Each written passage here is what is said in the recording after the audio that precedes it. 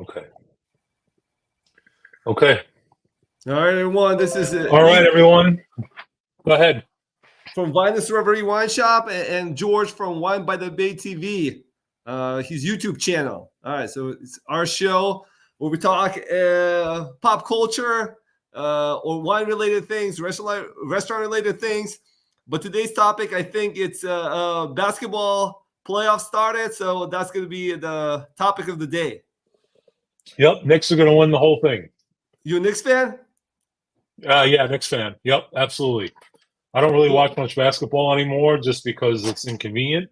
But yeah, Knicks fan, not a Net fan, even though I am from Brooklyn.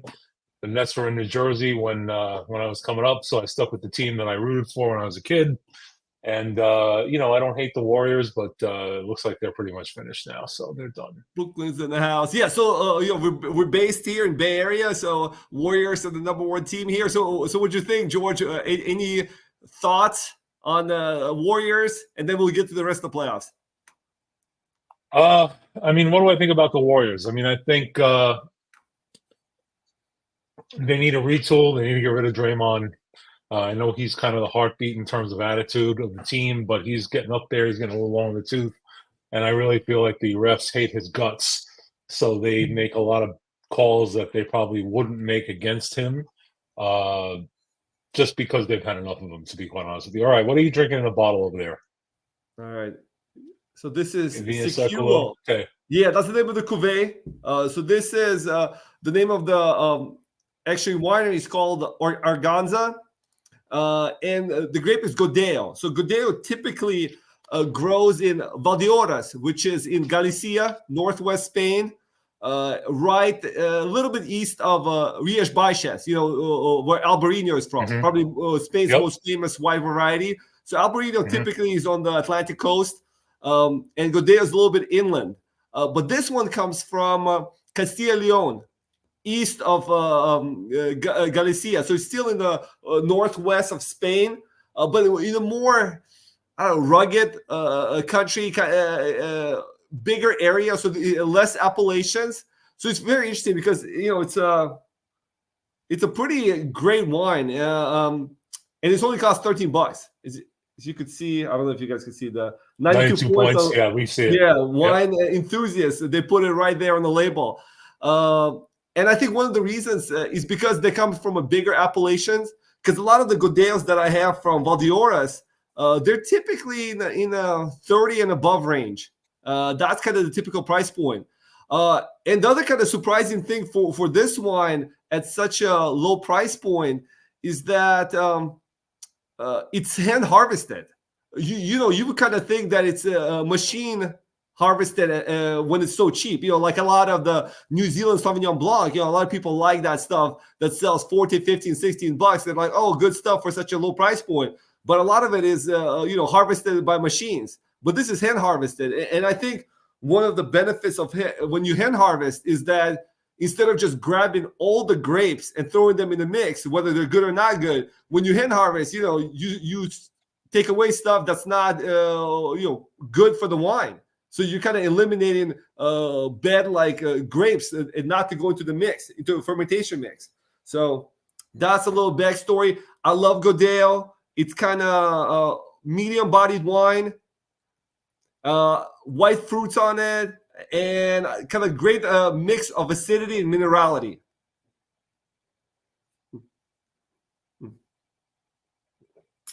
Melon. A lot of melon on the palate for this. It looks like cantaloupe. Yeah. Oh, the color?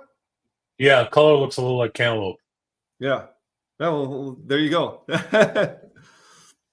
So really cool. Tastes like cantaloupe. Yeah. That's what I said. Melon, like really the nose that really jumped out at me on the palate. Yeah. Igor, before we get into the basketball, one question about the hand harvesting: do they allow machine harvesting in Europe? And I mean the bigger wine producers. I mean the bigger wine producing countries like Spain, like Italy, like France, or is that banned? I never heard that anything is banned to that degree. And I think the reason I brought it up is because when you get wines at such a friendly price point, like $13, right? the assumption is it's machine harvested because for sure. that's how they save them. That's why that's what you see the 92 points, right? It's a really nicely made wine, hand harvested, and it's only $13. It's anomaly, really, in the wine world, I think. Okay, all right. I just wanted to put that out there because I know New World, you can kind of do anything you feel like, and sometimes the Old World has some rules. So I was wondering if there were any rules against machine harvesting. I don't know any rules like that. Yeah. Okay, all right. So what are your thoughts on the Warriors, I guess? So, kind of from last week, George, how I watch sports. I watch highlights and sometimes highlights of highlights. Yeah. So that's my expertise. So watching yesterday's highlights from the game, I fast forward a lot of it. It didn't look good at any point, but I was going to make a big breaking statement on the show. But then I saw that the San Francisco Chronicle already made that statement earlier in the day. But I thought about it last night before I got to say it. They have to break up the whole team, including Curry. Because, man, it looks brutal if they try to keep these guys together. There's no winning in sight.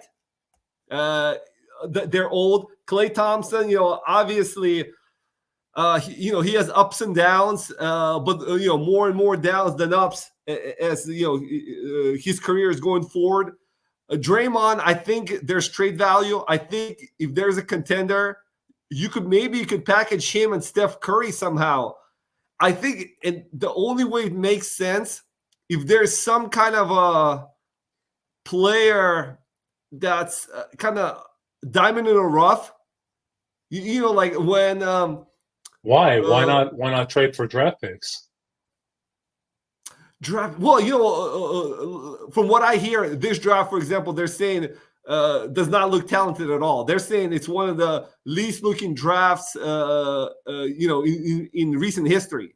I don't know what that means. Yeah, but if you're trading into a lottery, though, I mean, if you're trading into a lottery, I mean, you're only giving away big contracts. You're giving away salary. Wouldn't it make sense to get into a lottery if you're coming up top 10 picks? I mean, how bad can they be? Even if they're garbage, at least you're not paying them. You can always recycle them in a year or two. Yeah. Well, I think that's a strategy that a lot of teams use. I was thinking more, and this is far-fetched. I mean, you really have to be in the know. I think Oklahoma City and the Spurs organizations are pretty great at that. It's kind of what Houston, I was actually did with James Harden, right?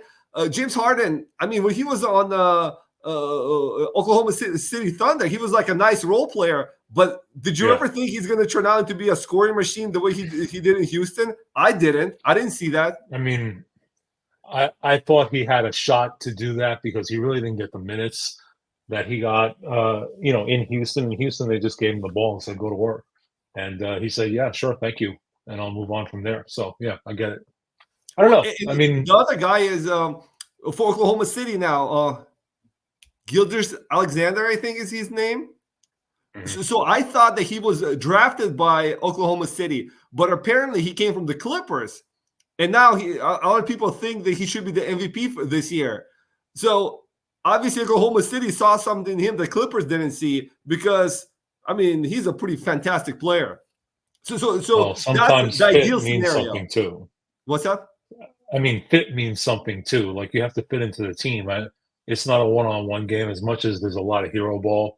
I mean, you got to if your skill set doesn't match what the team needs, you don't do very well. Let's face it. Well, you need a superstar. And to me, I'm thinking as a Lakers fan, Kobe's last couple of years, man, they were brutal. They were brutal, and because they kept Kobe, they paid him salary for sentimental reasons. I mean, fair enough, but if you want to win, you have to, I think, make a big turnover.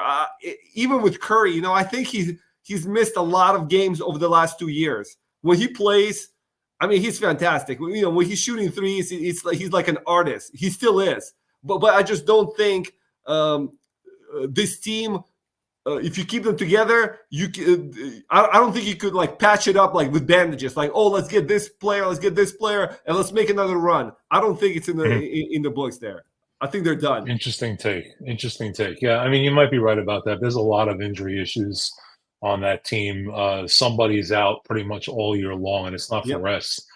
There are usually at least one or two of the top 7 on the roster that are sitting for injury reasons. So yeah, that's not great. I mean, that's not great on any team. Let's be honest. Yeah. Well, I mean, go ahead. Sorry. Yeah, well, Andrew Wiggins, he missed big portions last 2 seasons, and nobody even knows why. It's like, it's like issue, kind of, he says family-related issues, but last year I think he missed like 20 games. This year he missed 8, 9, 10 games, something like that. There's no continuity. They have, some nice rookies, but I think those rookies, they're nice supporting players. But you saw what happened yesterday. They lost by 20 points. Yeah, but the last game of the season, like, I'm not so sure I read too much into that. Like, you're either going in or you're not. You kind of know what's happening unless you're fighting for that last spot. And but they won 10 out of 12 games. They were the hottest team going into the playoffs. Yeah, I understand that, but I mean, they've had a bad season, so sometimes when you're in that mindset, that last game can be brutal. I don't know that I hang my hat on that. I don't know. I mean, you might be right. I don't disagree. I think, George, what happened is they were playing, like kind of playoff basketball, like against some teams that were going for the playoffs, some teams that weren't. But now everybody like turn up the speed, and youth just takes over. And I think the age of the Warriors just showed. I think that's what happened. Yeah, I would say, yeah, that's probably true, especially going down the last couple games of the season. You do see a lot of that issue. Let's see. Steph Curry. I'm looking up his age. He's 36, I think. That's what they were saying yesterday. But it's curious how many games he missed over the last 2 seasons. Yeah, 36. Yeah. So he just turned 36 on March 14th. So he'll be 36 all next year, essentially. I mean, that's not dead. No, not with the less physical. But I don't know. But on the other hand, I guess the only thing I'm more concerned about Klay Thompson, to be honest with you. Klay Thompson is the one that's been injured lately. You know what I mean? Well, Klay is very interesting because he was a little pouty earlier in the season because he expected a contract.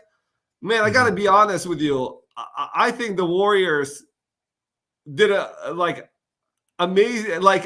amazingly generous job of giving him a contract after he, remember he injured himself in the 2019 finals, and then they gave him a contract. So he was already injured. Then he came back the following year and he injured himself again. So basically, they paid him for 2 years at premium price. And he didn't play. Yeah, he didn't play. And then he played at subpar level over the last 3 years. So, and he was acting like he was entitled to like a bigger contract early in the season. You're like, all right, man, come on. Yeah, like I say, I mean, Steph Curry had injuries early on in his career, but they were like right out of the gate.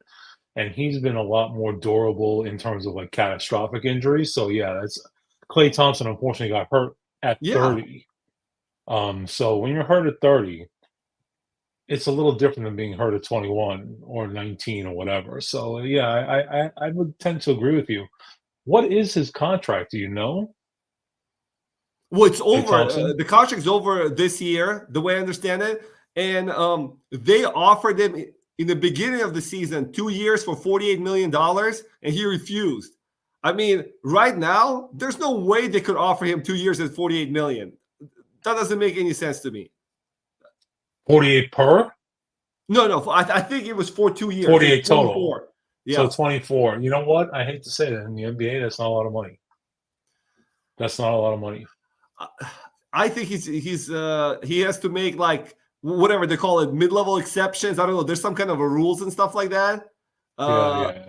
But because they've been paying a lot of like luxury taxes. I don't think they should be paying luxury taxes on any of the 3 superstars. It doesn't make any sense.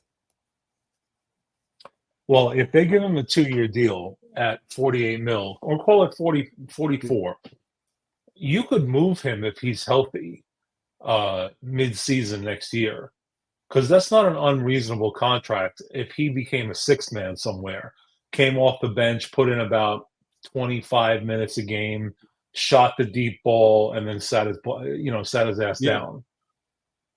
Well, so I don't it's think that's a bad move. I saw Barkley in a post-game show yesterday, and he basically kind of was alluding to this exact conversation. He's like, Clay could take less money, but he ain't getting any younger. So to me, the Warriors, it's like, I don't even think you're looking at money. You're looking at the skill set you could be getting in that position. I think it's diminished. That's not what I mean. I think that if you believe he can be healthy for at least half the season, you can move him if the contract is reasonable. If you overpay him to keep him, you can't move him. And I don't think a team in the open market will pay the kind of money you're talking about. 30, 35 million a season. I don't think he's getting that at this point. He's just way too brittle. Can you get rid of Steph and get a potential player? The player's already in the league, not a draft pick, because those draft picks, man, they're sketchy. But somebody who's shown some flashes in the NBA, and you think there's more. That to me is the ideal. How are you going to do that? You're going to trade it. You're going to trade with the team to take a big contract and an aging player for a young kid that's cheaper. That doesn't make a whole lot of sense for the other team. Yeah, right? No, one-on-one, it doesn't make sense, right? No, that's the problem. I'm thinking there's probably some kind of like a package, but somebody in that package has to be a talent. Yeah. I mean, you're right. One-on-one doesn't make sense. Even if you package your draft pick, I mean, are they? I mean, they're out of the playoffs, so they're in. Wait, are they in the draft lottery? Yes. I don't even know how the rules are. Potentially okay. Let's say they are. If they are, you could send Clay, send Steph, Draymond, and their lottery pick to another team for one player. Let's say 22. You could do that. The question is, and then if they're having trouble drawing, a guy like Steph would bring people into the arena. So, I mean, it's not impossible. It's just not easy. It's just, that's really the problem. Unless you do a sign and trade for the both of them. Well, I think the other part that you're alluding to, it's not easy. It's probably even harder than that, because I think the scenario that I have in my head is that the team also has to be a contender. I don't think you ship Curry to like San Antonio, like a last place team. Like that's not happening. That's kind of disrespectful. I don't think any organization would do something to a like all-time great player like Steph Curry. I'm thinking, I mean, I don't know. Tough call. I don't think you can move Steph necessarily. I do think you can move Clay. If you sign and trade, you can't sign and trade. I don't know. I don't know. I mean, it's a bad situation. As a team, you can't sign. It's a tough decision, but I just think you just let Clay walk away. You just let Clay walk away and go somewhere else. Who do you pick up to replace him? Like, do you have somebody in mind in the free agency that's going to? Things are going to open up. Replacing Clay is not a big deal. How do you start transitioning to building a new contender? That's I think the deal, the thought at this point. Well, I think what you do is you leave Steph on the team, and you let Clay walk. You sign a big time free agent in the offseason. And you start there. That's the only way you can do it. And then when Draymond's contract comes up, you just let him walk away. We'll see. I don't know who else is up, but that might be the route. I think Draymond has 2 years, doesn't he? Draymond, I think 3 years. Yeah, you might be right. That was kind of odd too that they gave him a long contract, but Yeah, that was stupid. he's good at what he does. He hasn't dropped off as much as Clay. But see, he's 34. Right. So, I mean, what are you going to get? 2 more years? I mean, Right. okay. But if they paid him for 4, that's no bueno. You know what I'm saying? Yeah. Contracts. Sorry, George. Let me step up a second. Yeah, that's fine. 4-year, $100 million extension in the 23 offseason. So, yeah, he's got 3 more years left. He's signed for 25-26 and a player option for 26-27. So he's not going anywhere. Clay? Yeah, that's a problem. Yeah, he's not going. No, Draymond. Draymond, yeah. Yeah, he's not going anywhere. Because he's not going to get that kind of a deal. What do you think of the rest of the playoffs?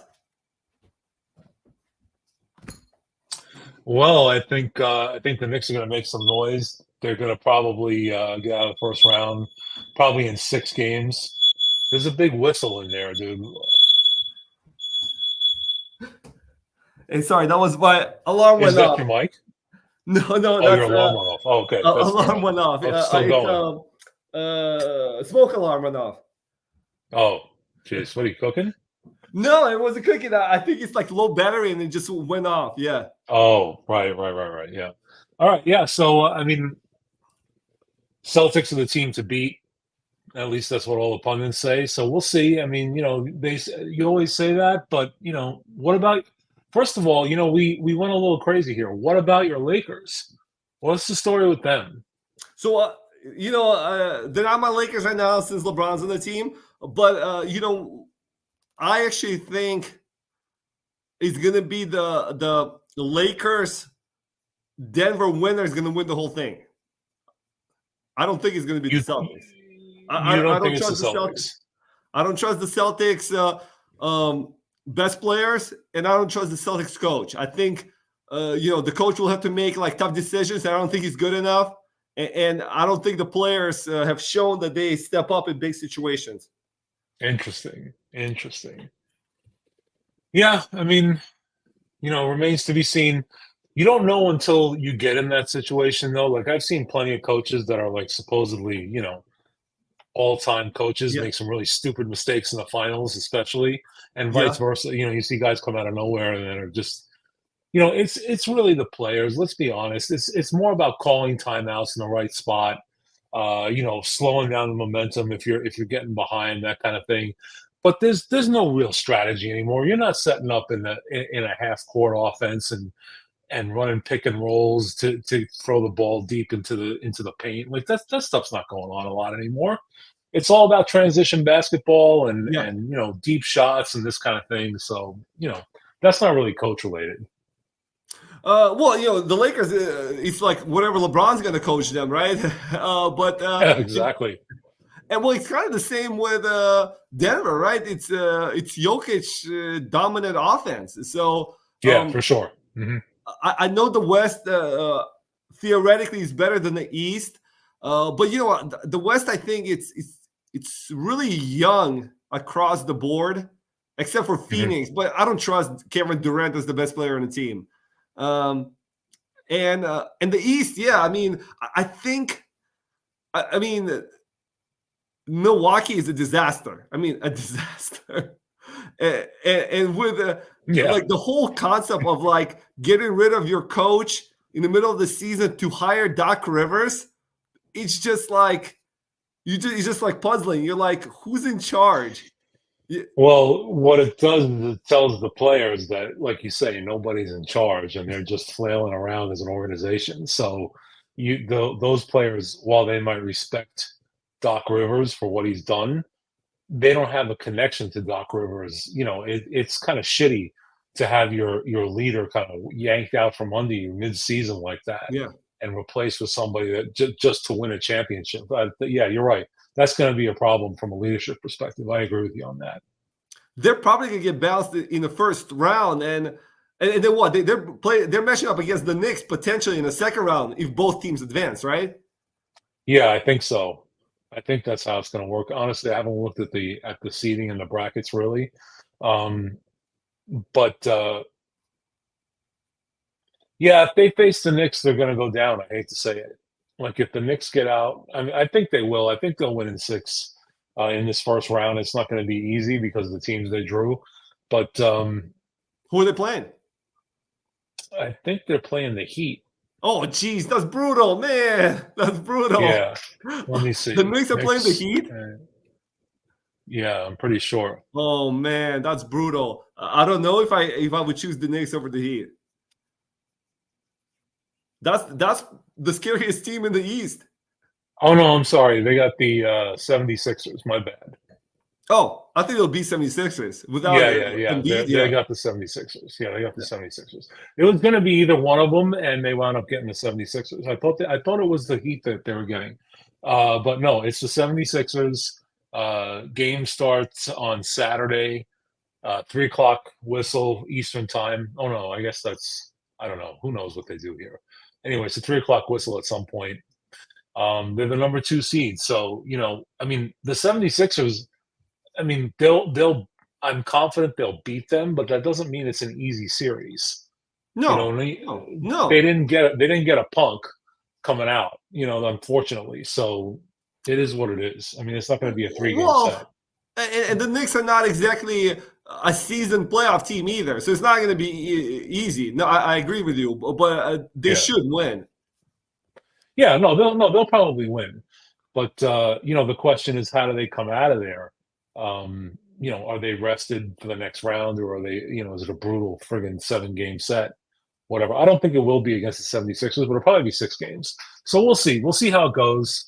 I'm just happy the Knicks are in. I think it's 3 years in a row they've been in the playoffs now, and they're the number 2 seed. So thankfully they're being competitive. There was a time there that it was pretty bad, tough to watch. It's kind of a shit show. So yeah, but I mean they've been up and down in terms of being okay. Some seasons were just completely unwatchable, and thankfully the last 3 or 4 have been decent. So I don't know. I mean, the playoffs are still to come, so we'll have to check in on this subject again in the future. As the playoffs progress and we get into May, things should get exciting. So maybe we should put a bookmarker in it right now and check back in next week and see what happened, huh? Yeah, I mean, I'm as confident as when I said Dion's going to be 9-3. Well, whatever. I mean, I don't know what to tell you. How's that wine drinking, by the way? Now that it's warming up, it looked pretty cold when you pulled it out. It was actually out of the fridge at that point for like 25 minutes. Okay. It's nice. I mean, same flavors. I don't notice a difference. It was interesting. I didn't mention it when we did a couple of weeks ago when I had the Barolo. That actually opened up beautifully during the whole show. Initially, it was like closed up a little bit, but by the end of the show, the fruit was showing. It was a fantastic wine. So far, I think it's the best wine that I've had on the show here. The Barolo? The Barolo. Yeah. I believe that. Although I have a feeling that what you're drinking right now is pretty damn good too. And at $13, I mean, even if it's crap, use it as mouthwash and move on. It's cheaper than Listerine. It's better than Listerine. No, it's fantastic. All right, George. So for me, in this, so what are you saying? Are you going diehards Knicks to win the whole thing at this point? Well, I'm gonna say that as a fan. I'm not so sure. Like if I use my head and really dissected it, that's the smart move. But as a fan, yeah, I feel like they have a shot at least. There's a better than 50-50 shot in my opinion to at least get to the finals. I'm not saying win it all, but at least get to the finals. I think they have a path through the East if things break their way and they win some series fairly easily. So we'll see. They could, yeah. No, right now, gut feeling it's Lakers, Denver, and I don't know who's going to win. I'll probably have a better idea after game 1. Yeah, that should tell you a lot. I mean, we'll see. Again, the question is, can LeBron play at the level that he's playing at into the playoffs? I mean, I'm not saying the first round, but maybe that second and that second round and going forward, his legs might start to give out on him. I mean, the guy's like 38, 39 years old, so he's not a young guy anymore. And I'd be curious to see how he plays as the playoffs stretch out.